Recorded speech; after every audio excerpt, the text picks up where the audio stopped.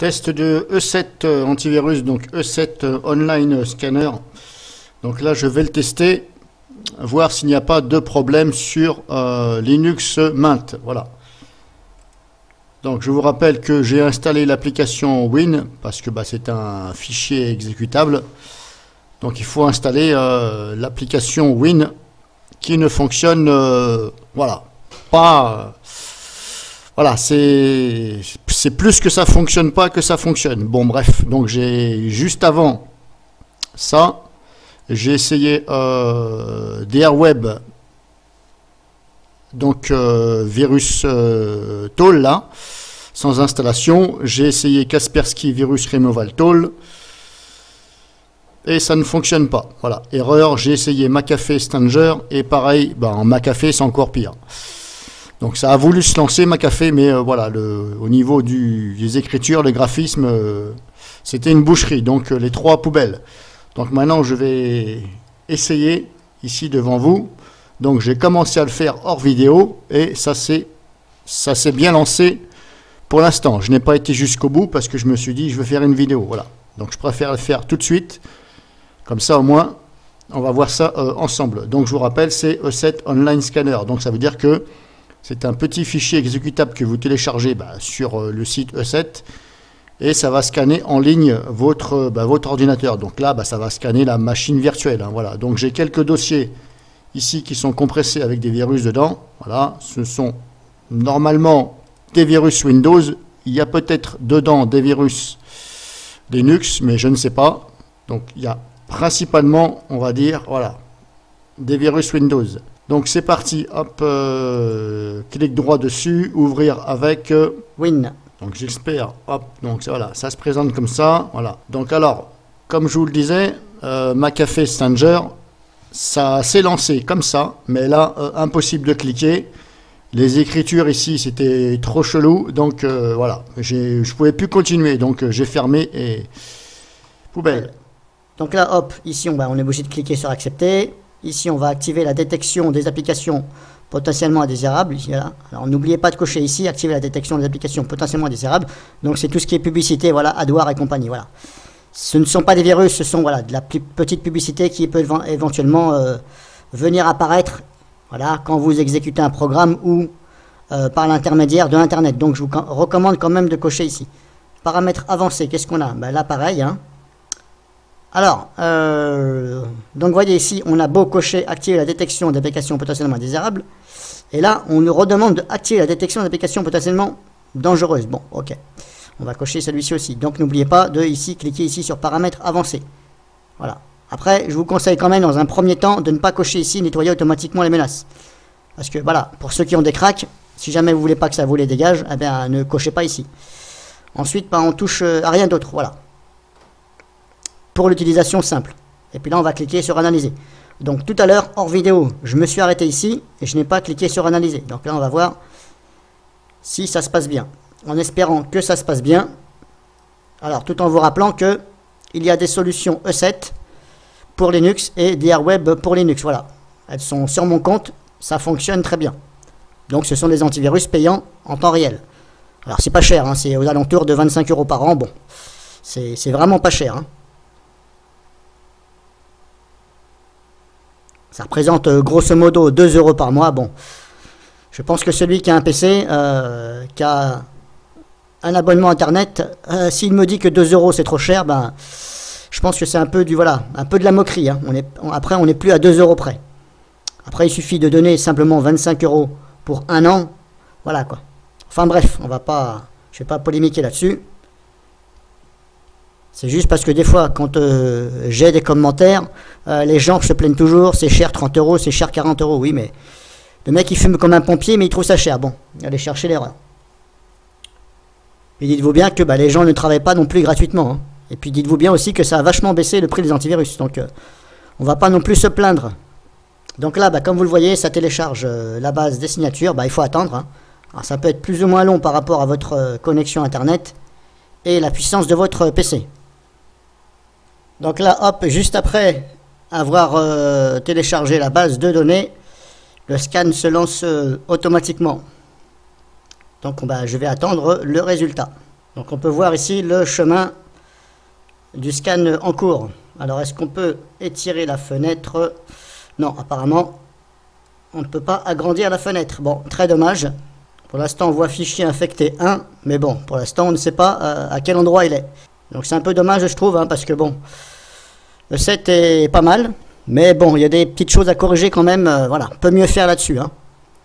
Comparé à d'autres produits que j'ai vus, bon, voilà, il y a un petit peu d'amélioration au niveau des options. Comme là, vous voyez, bah, fichier infecté, mais ça pourrait éventuellement marquer bah, chaque ligne correspondant bah, à tel fichier, c'est un virus, voilà, ou voilà.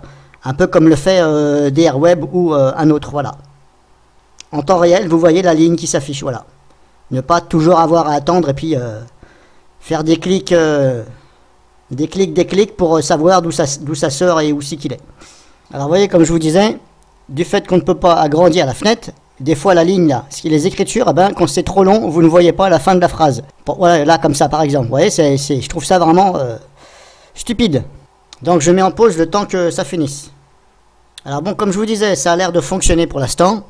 Ça a l'air d'être un sans faute au niveau installation et utilisation. Alors ceux qui utilisent les solutions Linux, voilà, moi je ne les utilise pas, je fais simplement comme ça sur VirtualBox, ça me permet aussi de découvrir. Moi je fais Windows. Ça va vous permettre en même temps de contrôler votre PC. Voilà, votre OS Linux. Et ça marche aussi pour Windows bien sûr.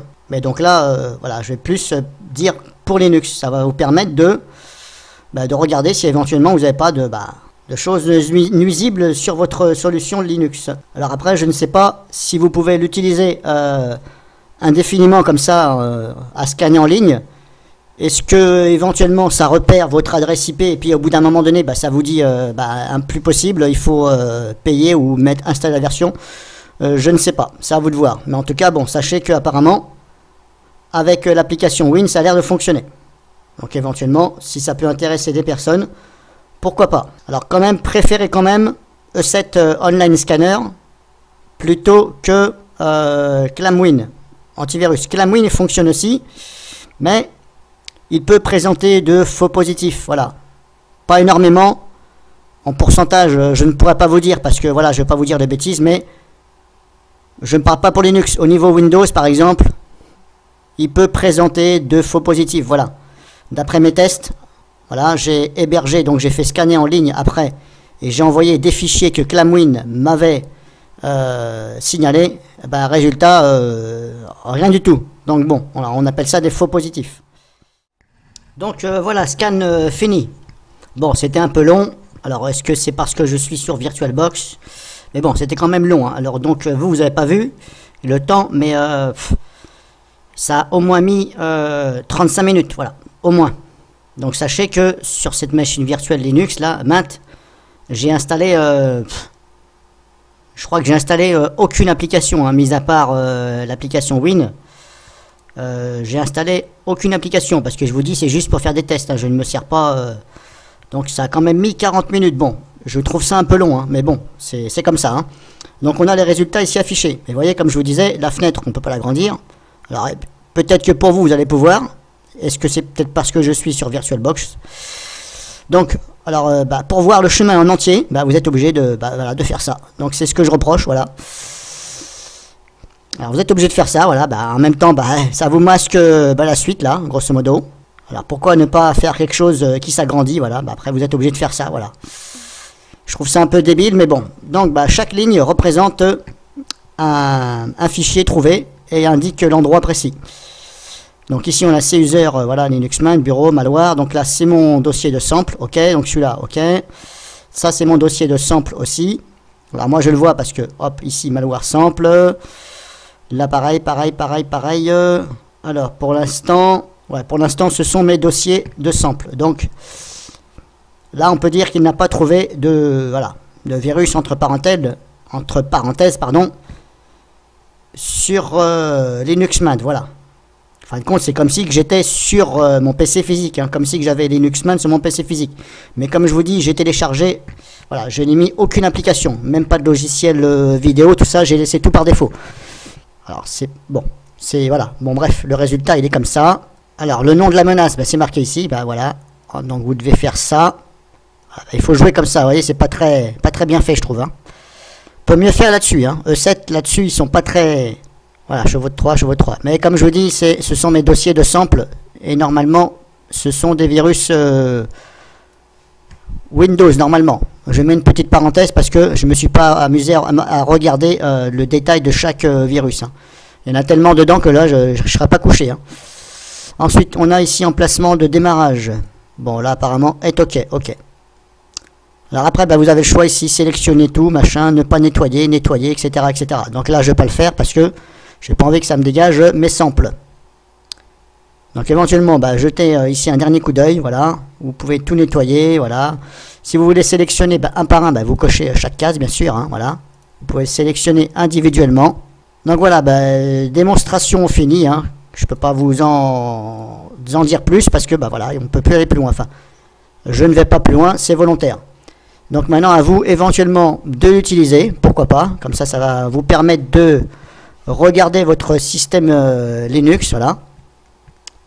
Alors je ne sais pas, je ne vais pas vous garantir que ça fonctionne sur tous les Linux. Apparemment non, puisque l'application Win, j'avais une machine virtuelle, je crois que c'était Linux Manjaro, il me semble, ou un truc comme ça, ou Debian, je ne sais plus. Eh bien l'application Win, impossible de l'avoir.